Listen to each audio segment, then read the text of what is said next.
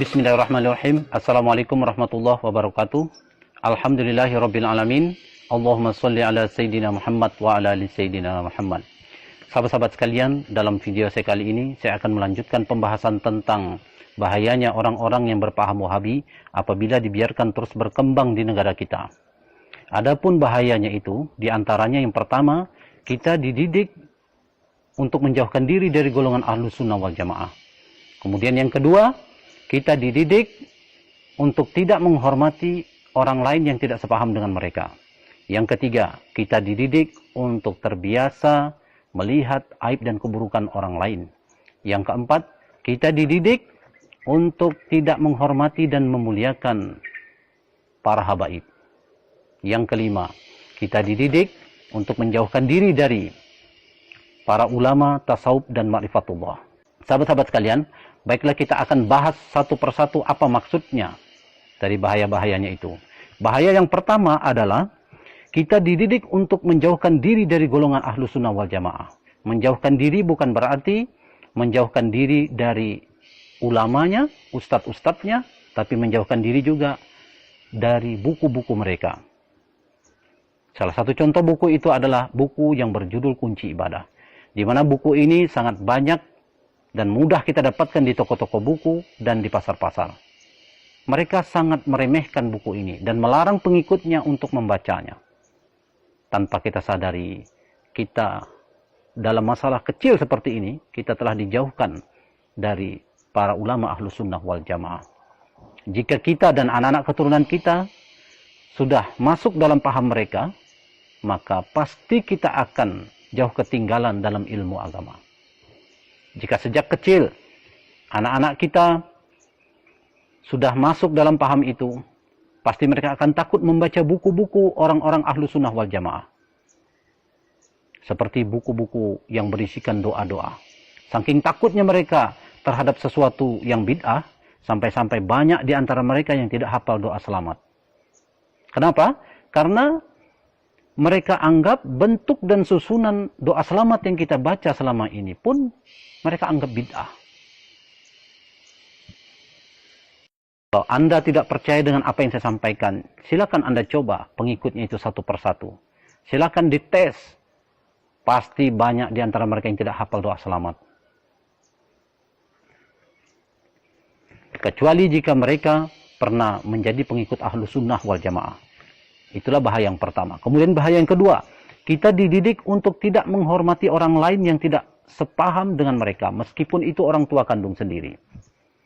Jadi jangan heran jika ada anak kita yang masih kecil, yang masih SD, sudah berani memprotes orang tua, berani memprotes para ulama Ahlus Sunnah wal Jamaah. Tanpa kita sadari sebenarnya mereka telah merusak otak anak-anak kita. Karena belum waktunya mereka diajak untuk memikirkan masalah hilafiyah ini bid'ah dan itu bid'ah. Kemudian letak kebusukan ajaran mereka yang lain adalah kenapa yang diajak lebih banyak anak-anak dan orang-orang awam yang tidak mengerti ilmu agama. Kenapa bukan orang-orang dewasa dan orang-orang alim yang mereka ajak? Oh, ternyata kalau orang-orang dewasa dan orang-orang alim yang mereka ajak bisa membantah dan bisa melawan.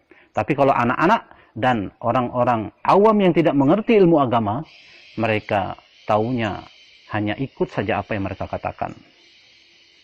Maka mulai dari sekarang, setiap anak-anak kita pulang sekolah, baik yang masih SD, SMP, SMA, atau perguruan tinggi, perhatikan gerak-gerik mereka ketika di rumah.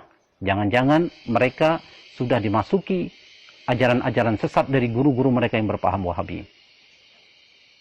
Jika sudah ada tanda-tanda kesesatan itu, maka cepatlah laporkan kepada kepala sekolahnya agar ditindaklanjuti oleh kepala sekolahnya.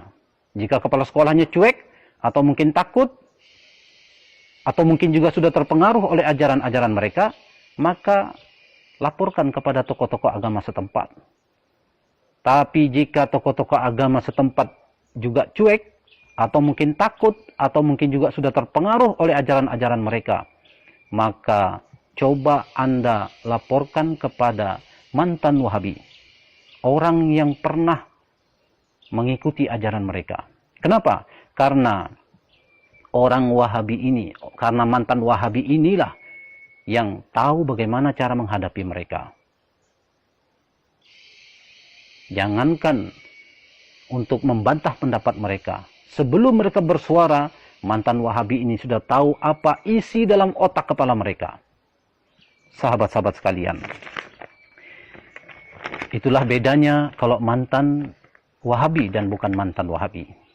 Kemudian bahaya yang ketiga, yaitu adalah kita dididik untuk terbiasa melihat keburukan orang lain, meskipun mulut mereka tidak menyalahkan perbuatan orang-orang Ahlussunnah wal Jamaah secara langsung, tapi sebenarnya hati dan pikiran mereka selalu menghujat, menghina, dan menyalahkan perbuatan orang-orang Ahlussunnah wal Jamaah. Jadi dalam diam hati dan pikiran mereka telah dididik untuk sibuk melihat aib dan keburukan orang lain, tapi lupa melihat aib dan keburukan diri mereka sendiri. Setiap gerak-gerik mereka dalam kehidupan ini selalu dihinggapi perasaan takut berbuat sesuatu, karena menurut mereka di zaman ini sudah terlalu banyak perbuatan-perbuatan bid'ah. Sahabat-sahabat sekalian, kemudian bahaya yang keempat adalah kita dididik untuk tidak menghormati dan memuliakan para habaib zuriat Rasulullah SAW. Meskipun mulut mereka mengatakan cinta kepada Nabi, tapi coba perhatikan perilaku mereka saat bertemu dengan para habaib. Perhatikan tatapan mata mereka. Perhatikan raut wajah mereka yang penuh dengan kebencian dan kesombongan terhadap para habaib. Mengapa mereka membenci para habaib? Karena mereka anggap para habaib ini adalah ahlul bid'ah, atau orang yang gemar berbuat bid'ah. Saya tidak percaya kalau orang-orang Wahabi ini mencintai Nabi. Sebab salah satu tanda orang yang mencintai Nabi itu bukan berarti hanya mengikuti perilaku Nabi seperti sholat, puasa, zakat, haji, dan lain-lain. Tapi mencintai Nabi juga ditandai dengan menghormati dan memuliakan para habaib zuriat Rasulullah SAW. Jika kita mencintai seseorang, meskipun orang itu telah tiada, jangankan fotonya, sandalnya pun akan kita simpan. Dan ini terbukti sampai saat ini, sandalnya Nabi itu masih tersimpan rapi. Itu sandalnya Nabi, benda mati, masih dihormati orang.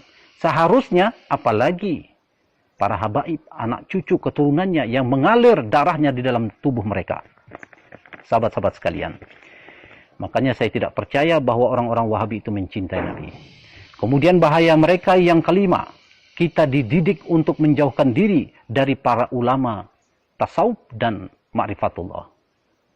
Mereka menghujat dan menyesatkan orang-orang tasawuf dan ma'rifatullah. Dan mereka mengatakan bahwa ilmu tasawuf itu bid'ah. Kenapa mereka mengatakan ilmu tasawuf itu bid'ah? Oh, ternyata ilmu tasawuf itulah yang dapat membongkar kebusukan-kebusukan hati mereka. Makanya mereka tidak suka dengan ilmu tasawuf itu. Apalagi di dalam ilmu tasawuf itu, kita dididik untuk berani jujur melihat jenis-jenis penyakit hati dan bagaimana cara mengobatinya. Sahabat-sahabat sekalian, jika kita sudah terjebak dalam paham itu, kemudian berniat ingin keluar dari paham itu atau ingin hijrah, maka itu sangat sulit dan sangatlah berat. Tapi tahukah Anda bagaimana cara mudah untuk bisa keluar dari paham itu? Cara mudahnya adalah dengan mempelajari ilmu tasawuf. Carilah orang-orang yang benar-benar ahli dalam ilmu tasawuf. Pelajarilah ilmu tasawuf dengan benar. Pelajarilah ilmu tasawuf dengan sabar. Pelajarilah ilmu tasawuf dengan sungguh-sungguh. Dalam ilmu tasawuf itu, salah satu manfaat kita mempelajari ilmu tasawuf itu adalah kita akan tahu betapa berharganya waktu. Sehingga hati kita, sehingga akan timbul perasaan rugi dan perasaan menyesal dalam hati kita apabila menggunakan waktu untuk membahas tentang khilafiyah. Ini bid'ah dan itu bid'ah. hanya orang-orang yang mempelajari ilmu tasawuf dengan sempurna yang dapat melepaskan diri dari paham itu. Sebab ada juga orang yang bisa keluar dari paham itu, tapi hati mereka masih bercampur dengan keraguan-raguan. Jika mereka beralasan dan menganggap bahwa belajar ilmu tasawuf itu hanya dapat membuat orang atau pengikutnya meninggalkan syariat, maka itu salah besar. Kenapa? Karena yang salah itu bukan ilmu tasawufnya. Yang salah itu adalah orangnya atau pelakunya yang memang dari awalnya sudah ada bibit-bibit senang memperturutkan hawa nafsu. Sedangkan ajaran-ajaran orang-orang Wahabi ini yang sangat senang menuduh orang lain berbuat bid'ah, itu memang dari awalnya ilmu mereka ini memang sudah salah, sudah sesat dan menyesatkan orang. Kalau ilmunya saja sudah salah, apalagi orang yang mempelajarinya, tentu lebih sesat lagi jalannya. Kalau orang tasawuf yang meninggalkan syariat itu bisa masuk ke dalam neraka jahanam karena perbuatan mereka yang meninggalkan syariat, berarti orang-orang yang berpaham Wahabi ini yang lebih pantas untuk masuk ke dalam neraka jahanam. Kenapa? Karena ketika dilaporkan kepada Rasulullah SAW bahwa ada seorang wanita yang sangat rajin beribadah, malamnya beribadah, siangnya puasa, tapi lisannya sering menyakiti tetangganya. Lalu apa kata Rasulullah? Rasulullah mengatakan, la khaira fiha, hiya min ahlin nar. Tidak ada kebaikan pada wanita itu. Dia akan menjadi penghuni neraka jahanam. Ini artinya meskipun orang-orang Wahabi ini bersyahadat dan melaksanakan syariat, akan tetapi jika mereka mati kemudian tidak sempat bertobat dari perbuatannya yang senang sekali menuduh orang lain berbuat bid'ah, ini bid'ah dan itu bid'ah, padahal bukan bid'ah, pasti mereka akan masuk ke dalam neraka jahanam. Sebab Al-Quranul Karim telah menjelaskan kepada kita bahwa lakum dinukum waliyadin, bagimu agamamu dan bagiku agamaku. Mereka fikir ayat ini hanya berlaku dalam perbedaan agama. Padahal ayat ini juga berlaku antar umat seagama yang berbeda paham, berbeda keyakinan, berbeda mazhab. Mereka sangat banyak yang menghafal ayat ini, tapi tidak pernah mereka praktekkan. Masih juga ucapan-ucapan mereka sering mengganggu orang-orang yang sedang beribadah. Sahabat-sahabat sekalian, bahaya orang-orang yang berpaham Wahabi yang keenam adalah kita dididik untuk senantiasa tertinggal dan senantiasa terbelakang dalam segala bidang kemajuan. Dalam bidang agama contohnya, mereka sangat tertinggal jauh dari golongan ahlu sunnah wal jamaah. Golongan ahlu sunnah wal jamaah selalu menyibukkan diri dengan amalan-amalan sunnah seperti zikir-zikir sampai ribuan kali jumlahnya dalam sehari semalam. Sedangkan mereka menghabiskan waktunya untuk membahas ini bid'ah dan itu bid'ah. 1 menit saja mereka menggunakan waktunya untuk membahas ini bid'ah dan itu bid'ah. Berarti mereka sudah tertinggal membaca kalimat-kalimat zikir ratusan kali jumlahnya. Itu 1 menit. Bayangkan jika 5 menit. Bayangkan jika 1 jam dan bayangkan jika 1 sehari semalam. Jika mereka meluangkan waktu untuk membahas ini bid'ah dan itu bid'ah, bayangkan ruginya mereka.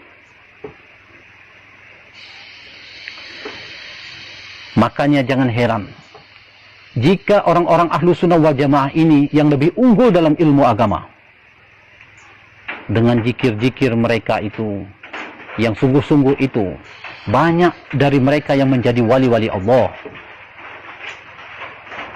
Dan tidak mungkin mereka bisa mencapai derajat wali Allah itu jika Allah tidak meridhoi zikir-zikir yang mereka lakukan. Sedangkan dari orang-orang yang berpaham Wahabi ini, tidak ada satupun dari mereka yang menjadi wali Allah. Mustahil mereka akan mencapai derajat wali Allah. Kemudian contoh ketertinggalan mereka dalam bidang ilmu pengetahuan dan teknologi. Mustahil mereka akan menjadi orang pertama atau menjadi penemu suatu kebaikan yang akan bermanfaat untuk orang banyak.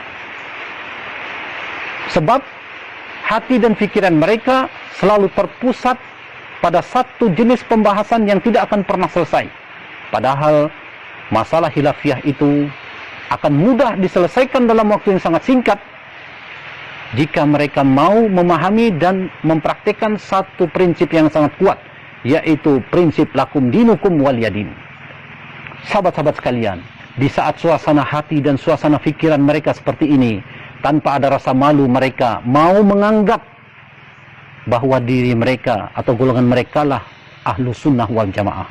Padahal mereka adalah golongan yang sangat tertipu dengan perasaannya. Saking hebatnya tingkat ketertipuan mereka, sampai-sampai membuat mereka tidak sadar bahwa hati mereka dipenuhi kotoran-kotoran dan penyakit-penyakit hati, sehingga mereka tidak dibimbing oleh Allah untuk bisa melihat kebenaran. Sahabat-sahabat sekalian, itulah beberapa bahayanya apabila paham Wahabi ini kita biarkan terus berkembang di negara kita.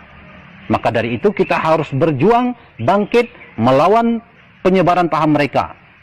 Karena mereka inilah sebenar-benarnya penghambat kemajuan bangsa, baik dalam bidang agama maupun dalam bidang ilmu pengetahuan dan teknologi. Sahabat-sahabat sekalian, saya rasa apa yang telah saya sampaikan tentang bahayanya sudah cukup jelas untuk kita semua dan menjadi pelajaran bagi kita semua agar kita selalu waspada dan menjaga anggota keluarga kita dari penyebaran paham mereka. Dalam kesempatan ini juga saya ingin mengucapkan rasa syukur saya dan terima kasih saya kepada seluruh sahabat yang telah mendukung video-video saya. Jika Anda merasa video ini bermanfaat untuk umat, maka jangan lupa tekan tombol subscribe, like, dan share. Demikian, Assalamualaikum warahmatullahi wabarakatuh.